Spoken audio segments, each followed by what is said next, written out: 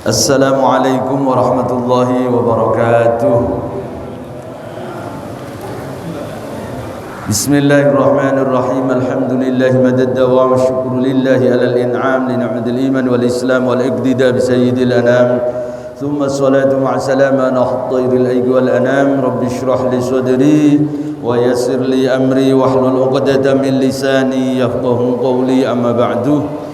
Yang saya hormati, saya muliakan seluruh pengurus DKM Masjid Al-Barkah beserta seluruh jamaah. Mudah-mudahan kita semua dalam keadaan sehat walafiat, dalam ketaatan kepada Allah, dalam curahan rahmat, taufik, hidayah, ma'unah Allah subhanahu wa ta'ala.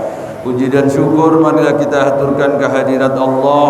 Salawat dan salam semoga tetap terlimpah curahkan kepada Rasulullah sallallahu alaihi wasallam beserta para sahabat dan keluarganya serta para pengikutnya, dengan harapan dan doa mudah-mudahan kelak di yaumil qiyamah kita mendapatkan syafaatul uzma dari beliau, amin ya rabbal alamin. Untuk menyingkat waktu, mari sama-sama kita awali ta'lim kita dengan membaca Ummul Quran suratul Fatihah. Mudah-mudahan Allah memberikan kemudahan kita memahami ilmu-ilmu agama dan kita ditakdirkan oleh Allah menjadi orang yang dikehendaki Allah, menjadi orang yang baik, ya. Serta kita ilmu yang kita pelajari bermanfaat bagi kehidupan kita. Ala hadiniyah wa ala kulli niyatin sholihah bi niyati du'a wal qabul wal syafa'atir rasul bi barakati Imam Ibnu Hajar Al-Asqalani.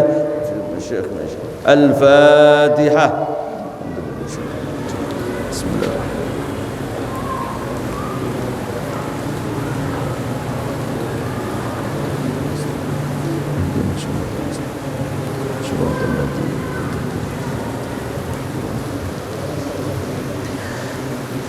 Bismillahirrahmanirrahim. Qala al-musannif rahimahullahu ta'ala wa nafa'ana bihi wa bi ulumihi fid dharain, amin. Hari ini kita membahas tentang tayamum, ya. Babut tayammumi, bab tentang tayamum, ya. Terakhir, ya, benar ya. Kita membahas tentang tayamum. Nah, ini tayamum ini tidak banyak dipakai di Indonesia, ya. Karena apa? Karena di Indonesia banyak air, ya, banyak air. Karena sekarang aja hujan, ya. Di Indonesia malah kebanyakan air, banyak banjir. Nah, di negara-negara di Timur Tengah itu jarang hujan. Mekah itu kalau lagi hujan, ya, kalau lagi hujan itu orang yang kerja itu sampai dibolehkan keluar, nggak kerja. Siang hari misalnya lagi hujan, itu pihak kantor membolehkan karyawannya keluar hujan-hujanan, saking jarangnya hujan, saking jarangnya hujan. Lah di Indonesia, ya, kalau seandainya begitu, apalagi di Bogor disebut kota hujan, tiap hari hampir hujan, ya, kalau karyawannya boleh keluar tiap hari keluar itu, ya. Maka ada syariat tayamum itu sebagai pengganti, ya, wudu, pengganti dari mandi wajib. Nah, maka dalam hal ini perlu kita membahas. Walaupun di Indonesia tayamum itu tidak banyak dipakai karena kita kebanyakan air, ya, banyak sekali air di kita. Nah, tapi mereka itu susah, ya, susah. Dulu zaman Bani Abbasiyah itu, ya, di Mesir, ya, itu pernah sampai bertahun-tahun tidak ada hujan, bertahun-tahun, ya, bukan hanya bulan, tahunan nggak ada hujan, tahunan. Sampai-sampai orang itu, ya, karena tidak ada yang bisa dimakan, sampai mereka makan daun-daunan. Jadi daun yang ada dimakan. Setelah daunnya habis dimakan, batang kayunya dimakan. Saking nggak ada makanannya itu, saking nggak ada, batang-batang kayu dimakan. Setelah batang kayu habis semua, nggak ada yang bisa dimakan, mereka makan bangkai jenazah orang. Jadi jenazah yang baru dikebumikan, masih ada dagingnya itu, dimakan. Saking tidak adanya air.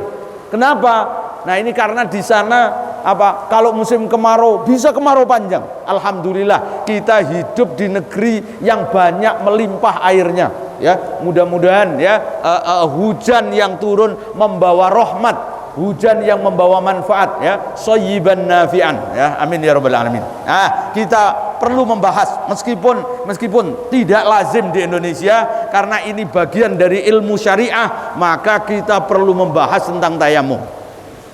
Bismillahirrahmanirrahim. Babu tayammumi. An Jabir bin Abdullah, dari Jabir bin Abdullah, anna Nabiyya sallallahu alaihi wasallam, sesungguhnya Nabi sallallahu alaihi wasallam qol, Nabi bersabda, u'titu khamsan, aku diberi 5 perkara oleh Allah, lam yu'tahunna ahadun qabli, yang belum pernah diberikan kepada salah satu orang pun sebelumku. Artinya Nabi Muhammad diberi pengkhususan oleh Allah 5 perkara yang Allah belum berikan kepada nabi-nabi sebelumnya. Nah, Nabi Muhammad di sini, ya, keistimewaan Nabi Muhammad, Allah memuliakan, Allah melebihkan, ya, keutamaan Nabi Muhammad atas nabi-nabi sebelumnya. Nah, dalam hadis ini Nabi menyebutkan 5 hal yang tidak diberikan kepada kepada nabi sebelumnya, ya, yang diberikan kepada Nabi Muhammad saja. Nah, 5 hal ini mestinya tidak hanya 5. Di dalam riwayat yang lain itu banyak, ya.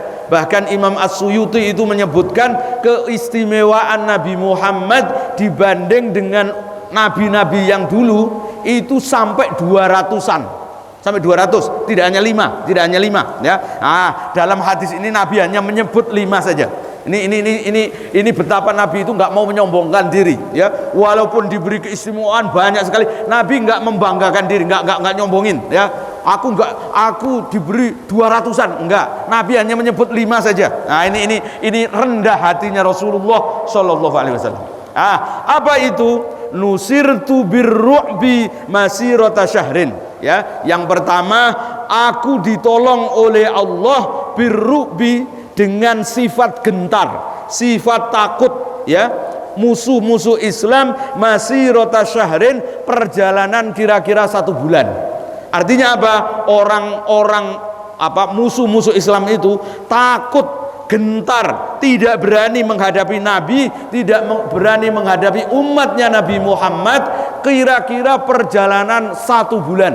1 bulan itu kalau dulu Madinah sampai ke Syam, ke Syria, ya. Madinah sampai ke Syria itu jaraknya sekitar 1.300 km.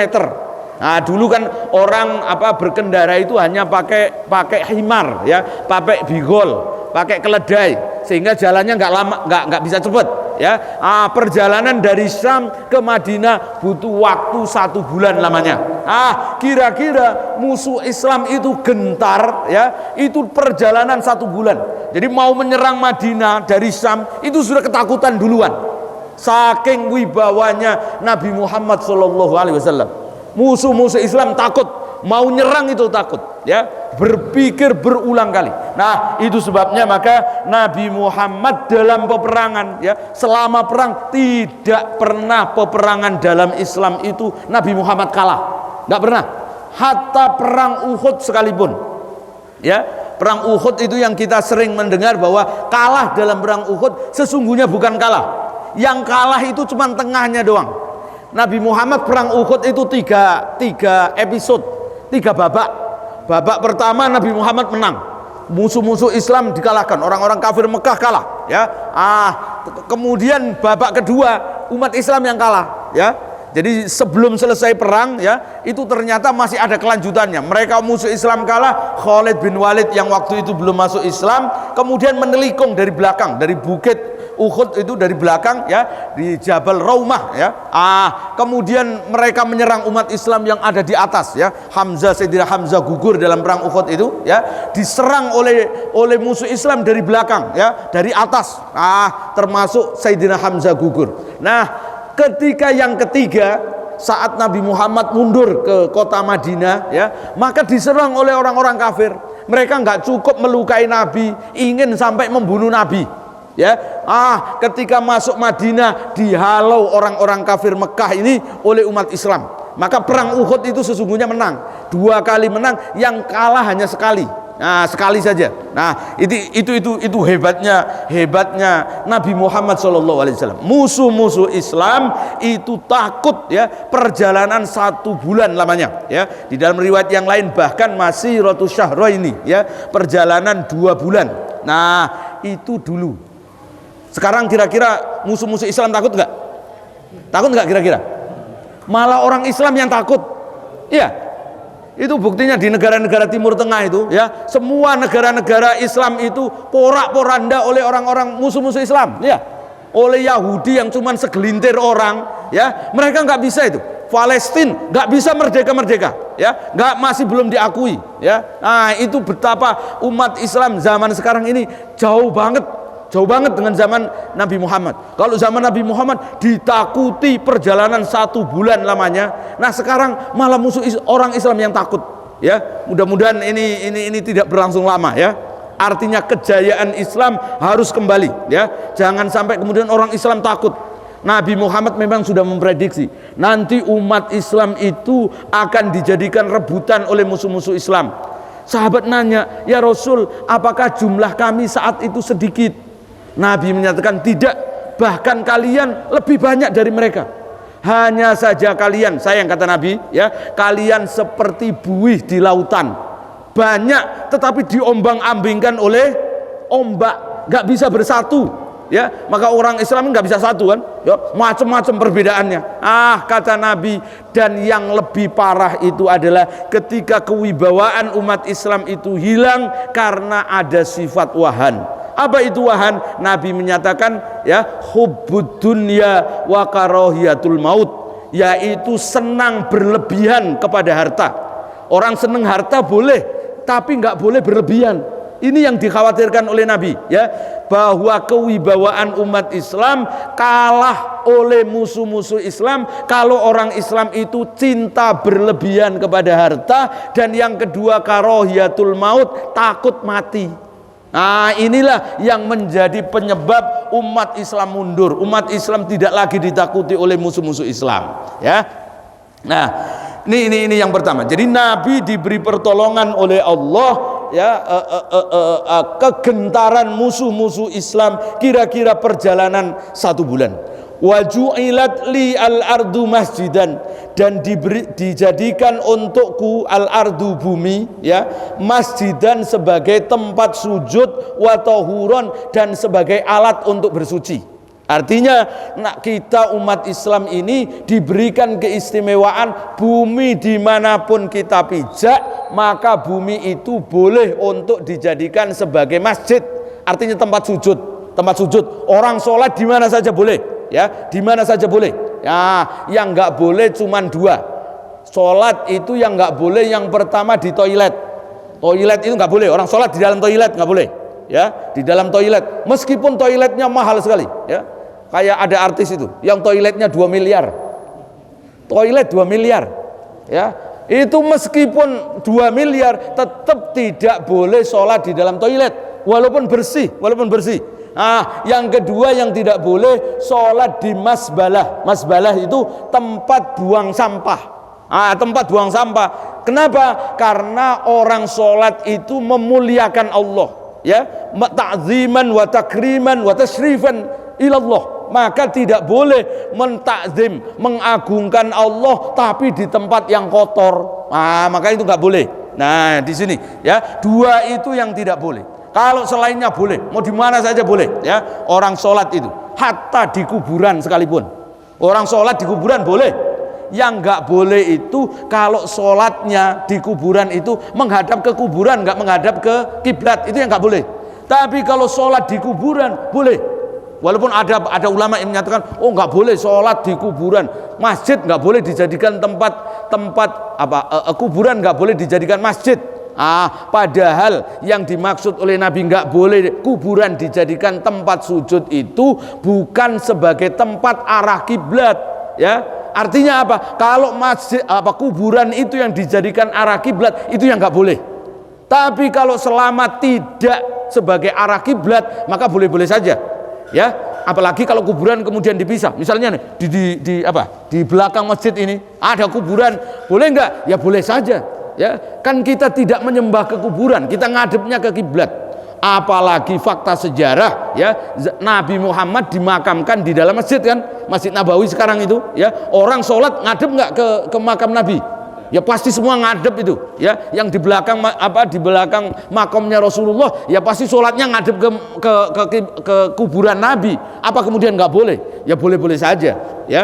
Bahkan kalau sejarahnya Hijr Ismail, di Hijr Ismail itu, ya, sebelah utaranya Ka'bah bagian utara itu, Hijr Ismail itu kata Nabi ada 40 orang Nabi dimakamkan di situ, ya.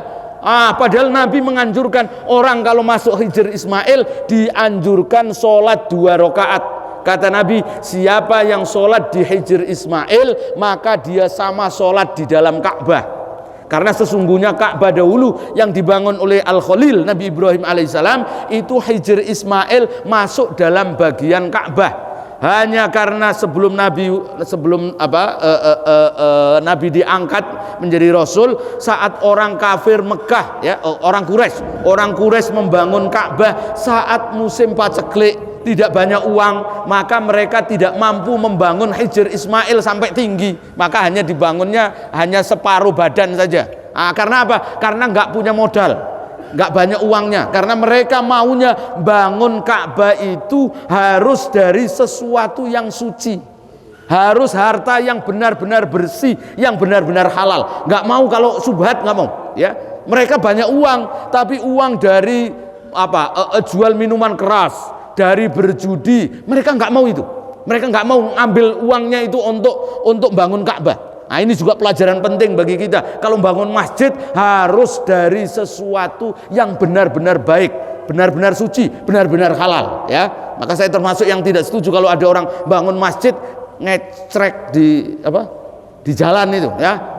Ya walaupun ya hukumnya bagaimana, ya boleh-boleh saja, tapi dalam rangka kehati-hatian, ya. Masa kita kalah sama orang musyrik Mekah saat itu, bangun Ka'bah duitnya banyak tapi bukan dari harta yang halal, mereka nggak mau. Nah, kalau misalnya kita mau bangun masjid, ya, yang nggak perlu harus ngecrek begitulah, ya. Nanti malah malu-maluin, kayak ngemis-ngemis gitu, ya. Itu. Jadi sekali lagi, ini keistimewaan Nabi. Nah, dalam hadis ini, ya, hanya disebut oleh Nabi 2 saja, ya. Disebutkan hanya 2 oleh Ibnu Hajar, ya.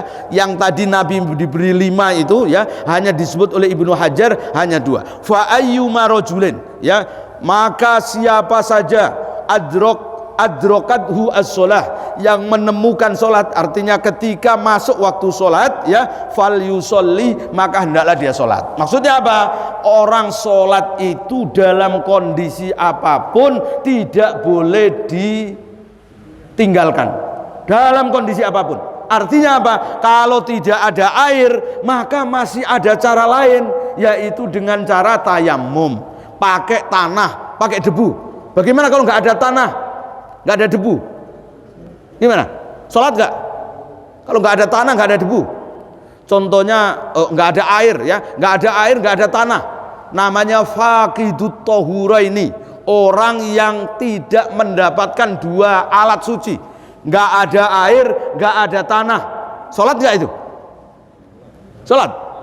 Sholatnya bagaimana?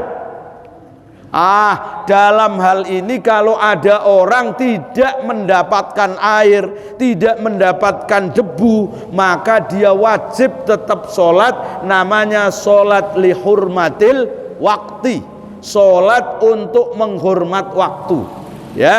Jadi kalau nggak bisa wudhu, nggak bisa tayamum, ya sudah langsung sholat saja semampunya dia, ya. Nggak ada air, ya berarti alternatif keduanya adalah debu. Nggak ada debu. Contoh, orang yang naik pesawat itu, ya, kan banyak itu.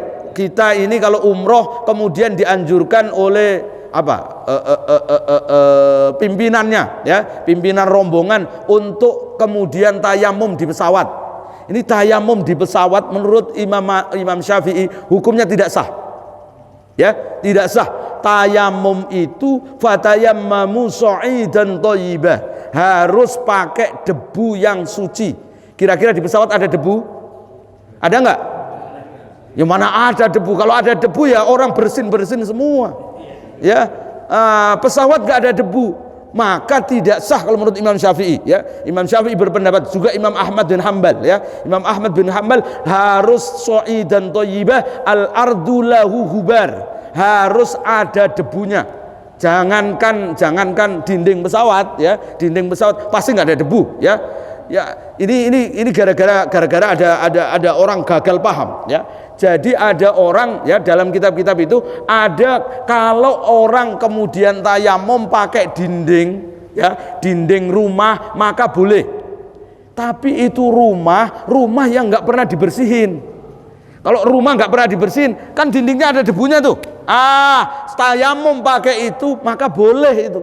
Tapi kalau rumahnya jangankan ada debu, ya, rumahnya apa? Pakai vakum, ya, vakum cleaner otomatis, ya, ada debu aja langsung keserap. Maka itu nggak boleh.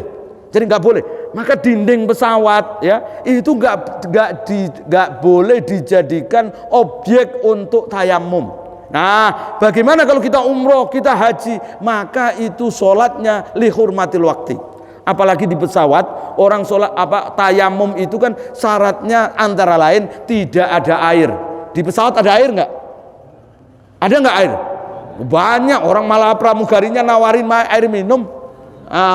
Ada air di toilet, ada air. Maka semestinya harus dengan wudu. Kalau mau mengikuti, ya, pendapatnya Imam Syafi'i, harus wudu. Karena apa? Karena ada air. Tapi airnya kan nggak cukup kalau buat wudu satu pesawat 450 orang, ya, kan nggak cukup. Apalagi kalau wudunya orang Indonesia, wudunya boros banget, kerannya dibuka selebar-lebarnya. Nah, kalau di toilet dibuka selebar-lebarnya, banjir itu pesawat, ya, nanti meledak itu. Caranya kalau mau maka pakai apa ini, semprotan itu loh. Kan bisa pakai itu, ya. Jadi air cukup 1 gelas ini kalau mau dipakai wudu bisa cukup. Nabi itu wudunya kira-kira hanya 1 mud itu ini cabuan ini. Jadi cuma 1 raupan, 2 telapak tangan itu sudah cukup, ya. Jadi kira-kira 1 gelas inilah, ya. Apalagi dulu nggak ada semprotan. Sekarang pakai semprotan lebih irit lagi mestinya. Kalau mau benar-benar ikut Imam Syafi'i, ya. Memang Imam Abu Hanifah itu berpendapat bahwa yang namanya sha'idan thayyibah tidak mesti harus ada unsur debunya. Yang penting sesuatu yang nempel di tanah. Imam Abu Hanifah itu maka berpendapat orang tayamum boleh tayamum pakai pohon, batang pohon itu. Tayamum pakai itu boleh. Dari sini maka kemudian dikiaskan, dinding pesawat itu juga berarti boleh gitu. Imam Abu Hanifah yang berpendapat begitu, ya, Imam Abu Hanifah. Tapi kalau Imam Syafi'i, Imam Ahmad enggak, ya. Imam Syafi'i, Imam Ahmad tidak membolehkan tayamum kecuali harus dengan debu, ya. Sampai bahkan pakai pasir yang tidak ada debunya, pasir yang agak gede-gede gitu kan, nggak ada unsur debunya, maka itu tidak boleh, harus ada debunya, harus kelihatan nih debunya. Nah, kalau misalnya sajadah ini kan berdebu sesungguhnya, cuman di dalam, kalau pakai vakum kan baru kelihatan. Nah, kalau kita tayamum pakai sajadah ini boleh nggak? Ya nggak kelihatan ada debunya, kecuali kalau berhari-hari nggak di vakum, nggak dibersihin, kemudian ada debunya, nah itu baru boleh itu, ya. Baik, dua ini ya, yang disebutkan oleh Ibnu Hajar sesungguhnya masih banyak, ya, keistimewaan Nabi lagi. Wa uhillat li al-ghanaimu, ya, hadisnya. Jadi yang ketiga, dihalalkan bagi kami, bagi Nabi Muhammad dan umatnya, al-ghanaimu, yaitu harta rampasan perang. Harta rampasan perang itu kalau zaman dulu tidak boleh, ya. Harta milik musuh Islam, ya, kemudian diambil karena kalah perang, maka nggak boleh diambil hartanya itu. Hartanya dibiarkan saja. Nanti bagaimana harta itu? Harta itu kemudian nanti datang dari langit, ya. Ada api yang menyambar ghanimah atau harta rampasan itu, ya, kemudian diangkat ke langit. Jadi tidak halal bagi orang Islam. Zaman Nabi Muhammad harta rampasan perang orang kafir itu dihalalkan. Kenapa kok dihalalkan? Karena ditakutkan kalau harta milik orang kafir ini kemudian diambil lagi oleh orang kafir, nanti malah untuk memusuhi Islam. Dasar atas itulah maka Nabi dihalalkan harta rampasan perang ya bagi Nabi dan umatnya untuk diambil oleh orang Islam, ya, dikuasai oleh orang Islam, masuk ke Baitul Mal untuk kesejahteraan orang Islam. Jadi harta rampasan itu boleh diambil, ya, bahkan sebagian di al-khumus ya diberikan kepada Nabi Muhammad dan keluarganya, ya, seperlimanya. Nah, itu jadi dihalalkan bagi Nabi al-ghanaim atau harta rampasan perang, ya. Kemudian wa u'titu asy-syafa'ah, ya, aku diberi syafaat oleh Allah, ya. Yang keempat keistimewaan Nabi Muhammad diberi syafaat, pertolongan. Syafaat itu apa? Dalam hadisnya Nabi menyatakan ana awwalu syafi'in wa musyaffa'in, ya, aku ini orang yang diberi syafaat dan yang memberi syafaat. Artinya apa? Nabi Muhammad itu nanti pada hari kiamat bisa menolong umatnya yang sudah dicap masuk neraka. Nabi menyatakan likulli nabiyyin da'watun mustajabun yad'u biha.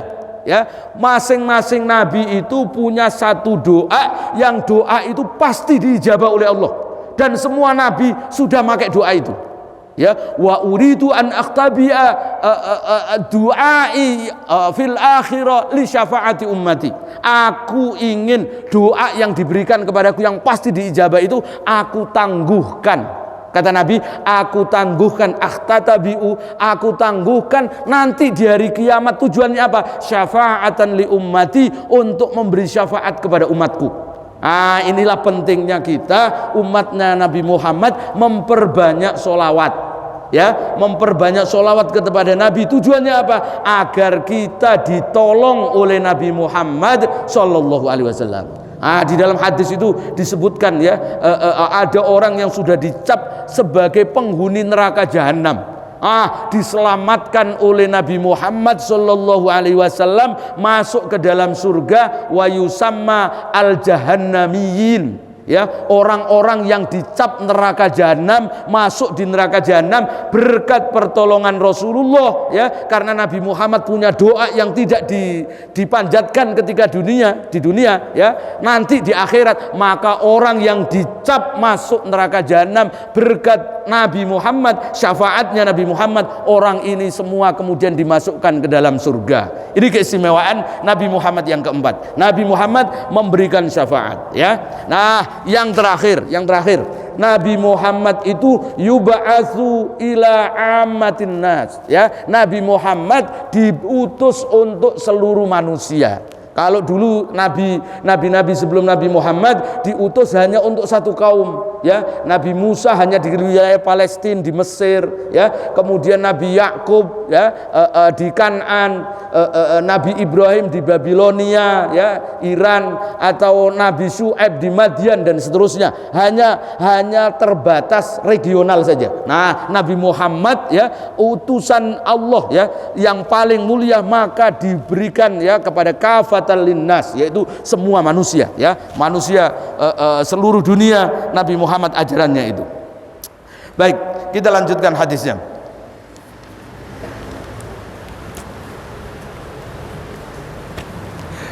Wa an Ammar bin Yasir, ada yang lewat. Oh ya, wa fi hadithi Hudzaifah, dari hadisnya Hudzaifah radhiyallahu anhu inda Muslim, menurut Imam Muslim, wa ju'ilat turbatuha, dan dijadikan tanahnya bumi ini lana bagi kita tahuran, sebagai alat untuk bersuci, idza lam najidil ma'a, kalau kita tidak menemukan air. Jadi orang kalau tidak menemukan air maka boleh pakai debu, ya, boleh pakai debu, artinya tayamum, ya. Jadi tayamum sama dengan orang kalau tidak ada sesuatu yang bisa untuk menghilangkan najis, maka boleh pakai debu, ya. Menghilangkan najis nggak ada air, ya, maka boleh pakai debu. Maksudnya apa? Misalnya kita sendal kita ini ya, sendal ada kotoran misalnya yang najis, maka kemudian cara mensucikannya tinggal digosok-gosokkan ke tanah ya, digosok-gosokkan ke tanah, kalau sudah hilang najisnya maka jadi suci ya. Dulu Nabi Muhammad kalau sholat ya, kalau sholat itu pakai sendal ya, sahabat sholatnya pakai sendal. Nah kalau ada najis maka sebelum masuk masjid digosok-gosokkan dulu ya, digosok-gosokkan ke tanah baru kemudian masuk masjid. Sholat pakai sendal, pakai sepatu nggak apa-apa ya, selama tidak najis. Tapi kalau ada najisnya ya nggak boleh, karena membawa najis itu berarti tidak sah sholatnya. Nah itu, jadi kalau tidak ada air ya, maka orang boleh tayamum ya, orang boleh tayamum. Nah, atau ada air tapi airnya tidak cukup, misalnya ada air itu buat minum ya, taruhlah tadi di pesawat kalau orang semua pakai wudhu nggak cukup airnya, maka orang boleh tayamum ya, orang boleh tayamum, tapi tayamumnya harus ada unsur debunya. Kalau menurut Imam Syafi'i, Imam Ahmad ya, harus bawa debu dari apa ya, dari tempat tinggalnya ya, bawa debu kalau mau mengikuti pendapatnya Imam Syafi'i ya, harus bawa debu. Kalau nggak ada debu maka ya berarti namanya sholat lihurmatil waktu. Sholat lihurmatil waktu itu untuk menghormat waktu. Karena kita tidak bisa wudhu, tidak bisa tayamum, maka sholatnya tanpa wudhu, tanpa tayamum disebut faqidut tahuraini, orang yang tidak mendapatkan dua alat untuk bersuci, nggak mendapatkan air, nggak mendapatkan debu. Nah nanti saat sampai di tempat ya, misalnya kalau umroh saat sampai di Madinah atau di Mekah, maka kita wajib qadha sholat.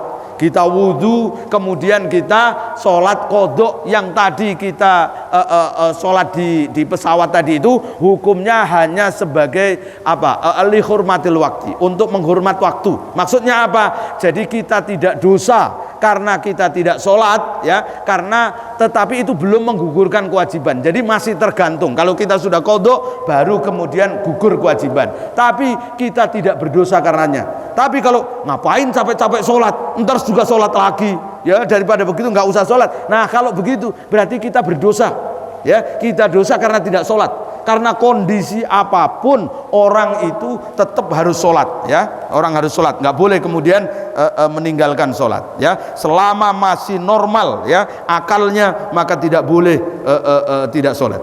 Wa an Ali inda Ahmad ya, dari riwayat Ali bin Abi Thalib inda Ahmad, menurut Imam Ahmad, waju'ila at-turabu li tahuron ya, dan dijadikan bagiku debu ya itu sebagai alat untuk bersuci.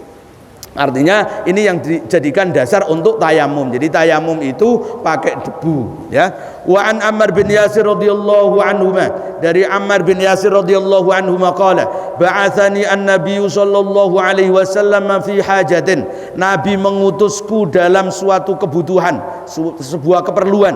Fa ajnabtu, maka aku kemudian junub. Ammar bin Yasir diperintah oleh Nabi ya untuk suatu urusan, kemudian dia junub. Falam ajid al-ma'a, aku tidak menemukan air. Orang junub kan harusnya mandi wajib, dia nggak dapat air. Fatamarrohtu fis sa'idi, maka aku berguling-guling ya, fis sa'idi, di tanah. Jadi dia berguling-guling. Kenapa? Karena belum ngerti. Baru ada perintah tayamum sebagai pengganti wudhu ya. Fa ilam tajudu ma'an fatayammamu sha'idan thayyiba. Kalau kamu batal wudhunya, aula mastumun nisa, antara lain karena menyentuh wanita ya yang bukan mahram, maka fatayammamu sha'idan thayyiba, bertayamumlah dengan debu yang suci. Sahabat Ammar bin Yasir ini kan kalau wudhu gantinya tayamum yang diusap wajah dan kedua tangan. Nah bagaimana kalau junub, kalau mandi wajib, kan berarti kalau begitu ya guling-guling. Nah maksudnya dia begitu. Fatamarrohtu, maka aku berguling-guling fi sa'idi, di tanah, kama tamarrohu ad-dabbah, sebagaimana binatang itu guling-guling. Jadi maksudnya seluruh badannya dipenuhi dengan debu ya, karena kan mandi itu mengguyur seluruh badannya pakai air. Kalau berarti pengganti junub, kalau debu berarti semua badannya harus luluran pakai debu. Nah gitu. Summa ataitu, kemudian aku menghadap an-Nabi sallallahu alaihi wasallam, kepada Nabi sallallahu alaihi wasallam. Fadzakartu lahu dzalika, dan aku ceritakan apa yang aku alami itu kepada beliau. Setelah itu faqala, Nabi bersabda, innama yakfika an taqula biyadaika hakadza, sesungguhnya cukup bagimu antakula. Maksudnya antakula bukan bicara biyadaika dengan tanganmu, maksudnya antakula ini kamu melakukan dengan tanganmu hakada, seperti ini. Nabi kemudian summa dzaraba biyadaihi al-ardh dzarbatan wahidah, Nabi kemudian memukulkan tangan beliau ya ke tanah dzarbatan wahidah, satu kali pukulan. Summa masaha asy-shimala 'alal yamin, ya, kemudian Nabi mengusap ya tangan, ya, tangan kirinya itu diusap atas tangan kanannya, telapak tangan, ya, telapak tangan kiri diusapkan ke tangan kanan, punggung tangan kanan, wa dhahira kaffaihi, dan bagian luar dari telapaknya, wa wajahu, dan diusapkan ke wajahnya. Nah, ini cara pertama. Tayamum model Ammar bin Yasir, ya. Ammar bin Yasir ini caranya tayamumnya itu hanya sekali pukulan. Jadi cuman begini. Ya.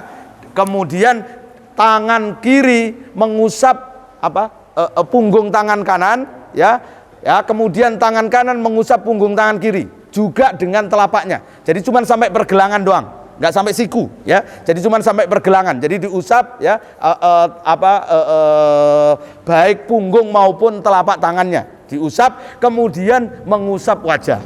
Ya, jadi mengusap wajah. Ini cara yang pertama, ya. Cara tayamum modelnya Ammar bin Yasir, ya. Ammar bin Yasir. Jadi sekali pukulan, ya, mengusap tangan, telapak tangan, ya, sampai pergelangan saja, ya, sampai pergelangan, baik punggung tangan maupun telapak tangannya. Kemudian setelah itu mengusap wajah. Nah ini, wa fi riwayatin al-Bukhari, menurut riwayat Imam Bukhari, wa zaraba bi kaffaihi al-ardh, Nabi memukul tangannya ke tanah, wa nafakha fihima, Nabi kemudian meniupnya, ya. Kan debu tanah tadi itu mungkin banyak, ditiup oleh Nabi.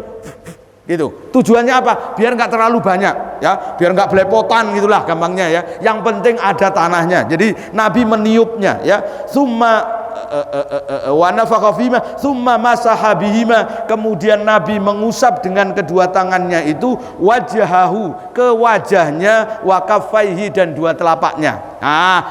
Kalau yang pertama tadi, ya, yang pertama yang diriwayatkan muttafaq itu mendahulukan tangan dulu baru wajah. Riwayat Imam Bukhari mendahulukan wajah baru tangan. Inilah yang kemudian dipakai oleh Imam Abu Hanifah, bahwa orang kalau tayamum itu tidak wajib tertib. Tidak wajib tertib, meskipun dalam Al-Quran fatayammamu sha'idan thayyiban famsahu biwujuhikum wa aidikum, usaplah wajahmu, wa aidikum, dan kedua tanganmu. Nah, oleh Imam Abu Hanifah, huruf wawu dalam Al-Quran itu tidak mesti bermakna urutan. Ya, artinya apa? Boleh tangan dulu, boleh wajah dulu. Nah, itu yang dipakai oleh Imam Abu Hanifah. Nah, tapi kalau Imam Syafi'i menyatakan bahwa yang pertama, ya, tayamum itu bidor bataini, dengan dua kali pukulan. Maksudnya harus mukul, tangannya harus mukul. Kalau ada angin puting beliung misalnya, banyak debu tuh. Kemudian orang begini-gini doang. Nggak sah itu. Karena apa? Nggak dipukulkan. Atau langsung begini-begini doang. Ada debu banyak. Kemudian digini-giniin, maka nggak sah. Karena apa? Karena harus pakai memukul, dorbatan, ya, harus dengan pukul. Nah, kalau misalnya ada debu gimana? Ya caranya mukulnya begini aja. Kalau ada debu, gini. Kayak orang main tenaga dalam gitu, ya. Jadi ada debu, kita mukul baru dia usapkan boleh. Berarti ini pukulan, ya. Tapi kalau langsung enggak sah itu namanya, ya. Karena harus bidor batin, ya, baik satu pukulan maupun dua pukulan. Nah ini, jadi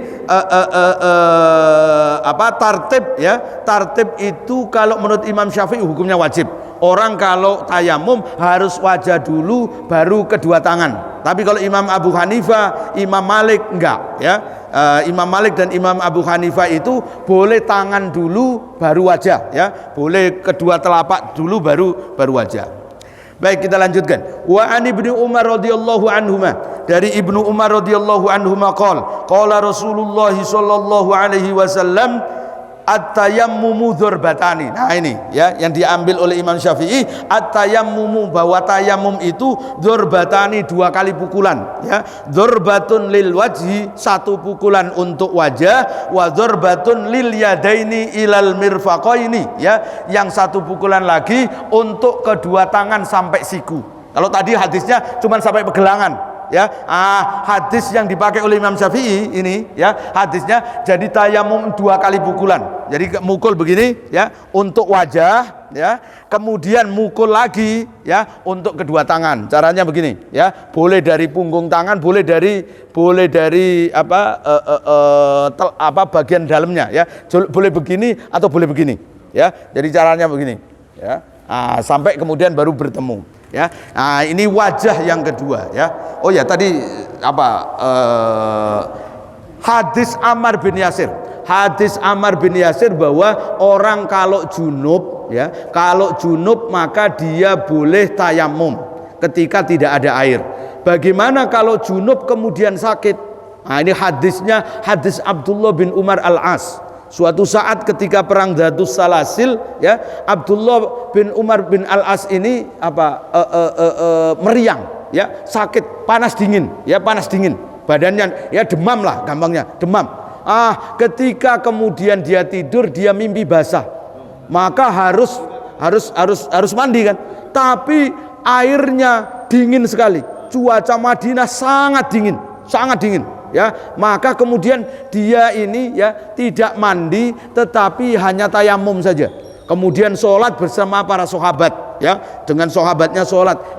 Ada sahabat yang mengadu kepada Nabi, ya Rasul, ada di antara kami junub belum mandi, kemudian dia sholat. Nabi bertanya, siapa dia? Abdullah bin Umar. Saya Rasul. Nabi bertanya, kenapa kamu lakukan?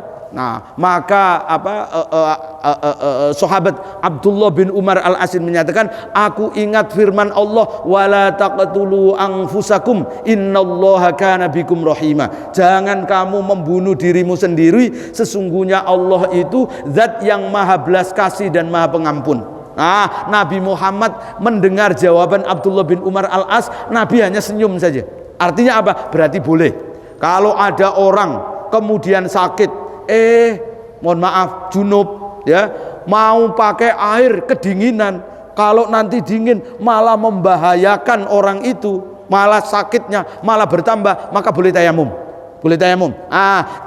Jadi tayamum itu boleh ketika ada air, tetapi dalam kondisi yang sangat dingin, syadidul burudah ya, sangat dingin ya. Misalnya lagi di puncak ya, sangat dingin, minus 10 derajat misalnya, mau mandi nggak ada air panas ya, nggak ada air panas, listrik mati misalnya begitu, nggak ada air panasnya, nggak kuat, maka boleh tayamum. Kalau kira-kira nanti kalau pakai air dingin itu malah menyebabkan kita sakitnya semakin parah, maka boleh ya, boleh. Tapi kalau enggak ya cuman malas aja kedinginan, ya nggak boleh kalau itu ya. Malas nih dingin ya, salah sendiri kenapa begitu ya. Jadi sekali lagi bahwa orang kalau tayamum sebagai pengganti wudhu maupun menjadi pengganti dari mandi wajib ya, jadi mandi wajib. Nah, wa an Abi Hurairah, dari Abi Hurairah radhiyallahu anhu qala Rasulullah sallallahu alaihi wasallam as-sa'idu wudu'ul muslimi ya, bahwa make debu maksudnya tayamum itu wudu'ul muslimi, menjadi alat pengganti wudunya orang Islam. Kalau kita tidak ada air, maka wudunya pakai tanah yang disebut dengan tayamum. Wa illam yajidil ma'a asyra sinin, walaupun tidak ada airnya itu sampai selama 10 tahun. Nah, artinya apa? Sampai 10 tahun nggak ada air, ya udah berarti tayamum terus pakai debu saja. Artinya nggak ada batasan waktu tayamum, mau berapapun, kalau nggak ada air ya boleh tayamum. Ya, faida wajada al-ma'a, jika ada orang menemukan air, ya, falyattaqillaha, maka hendaklah dia bertakwa kepada Allah, wal yumissuhu basyaratahu, dan dia mengusapkan kedua mengusap kulitnya. Rawahul Bazzar wa sahahu Ibnul Qattan, lakin shawab ad-Daruqutni irsalahu. Ya, artinya bahwa tayamum itu, nah ini bedanya nih. Bedanya tayamum dengan wudu. Ya, kita kalau misalnya dalam suatu perjalanan nggak ada air, tayamum itu ada perbedaan dengan wudu. Pertama, beda dalam niatnya.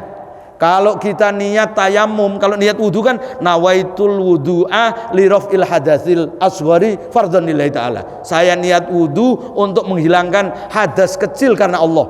Tapi kalau tayamum niatnya bukan li raf'il hadas, tapi nawaitu tayammuma listibahatis sholatil mafruḍah lillahi ta'ala. Ya, saya niat tayamum untuk dibolehkan sholat yang wajib karena Allah. Jadi bukan lirafil hadasi, ya, bukan untuk menghilangkan hadas. Karena apa? Karena tayamum itu sifatnya darurat saja. Darurat. Itu sebabnya kalau orang mau sholat pakai tayamum, maka sholatnya, mohon maaf, dianjurkan tidak di awal waktu. Jadi sholatnya nggak di awal waktu, sebaiknya di akhir. Kenapa? Karena awal waktunya itu dipergunakan untuk mencari air. Jadi nyari air dulu, ada atau tidak? Ya, para ulama menyebutkan batasan mencari airnya sampai apa? Kalau orang itu mempunyai keyakinan bahwa ada air di tempat itu, maka mencarinya itu sampai 900 dirok. 900 dirok itu kira-kira 4,5 kilometer. Jadi jaraknya, kalau misalnya, oh kira-kira masih ada nih 4,5 kilo ini, kalau dari Cirende kemana ini? Kalau Lebak Bulus 4,5. Misalnya ya di Lebak Bulus, maka harus mencari ke sana dulu, ya, baru boleh tayamum. Ya, jadi 4,5 kilo. Tapi kalau kemungkinan tidak ada air, maka boleh dia mencari 300 dirok. Ya, 300 dirok itu kira-kira 150 meter. Ya, jadi hanya 150 meter. Kalau kemungkinan tidak ada air. Kalau dia yakin bahwa nggak ada air, orang udah berhari-hari memang nggak ada air misalnya, ya, musim kemarau nggak ada PDAM, ya, maka baru dia boleh tayamum di awal waktu, ya, nggak harus mencari, karena kalau mencari sudah nggak mungkin ada. Maka kalau itu yang terjadi, maka tayamumnya boleh di awal waktu. Waktu masuk sholat duhur maka tayamum. Nah, bedanya tayamum lagi dengan wudu. Kalau wudu tadi, wudu itu boleh dilakukan sebelum waktu sholat. Tapi kalau tayamum harus sudah masuk sholat. Jadi sudah azan duhur baru tayamum. Nggak boleh kemudian tayamum sebelum waktu duhur, nggak boleh. Ya, mau masuk sholat baru kemudian tayamum. Begitu pula tayamum itu meskipun belum batal, hanya untuk satu sholat fardu. Ya, artinya waktu zuhur tayamum. Ya, walaupun nanti boleh kalau sholat sunnah boleh dengan tayamum sholat fardu tadi itu. Tapi kalau belum batal, ya, belum batal sampai asar, adzan asar, dia wajib tayamum lagi.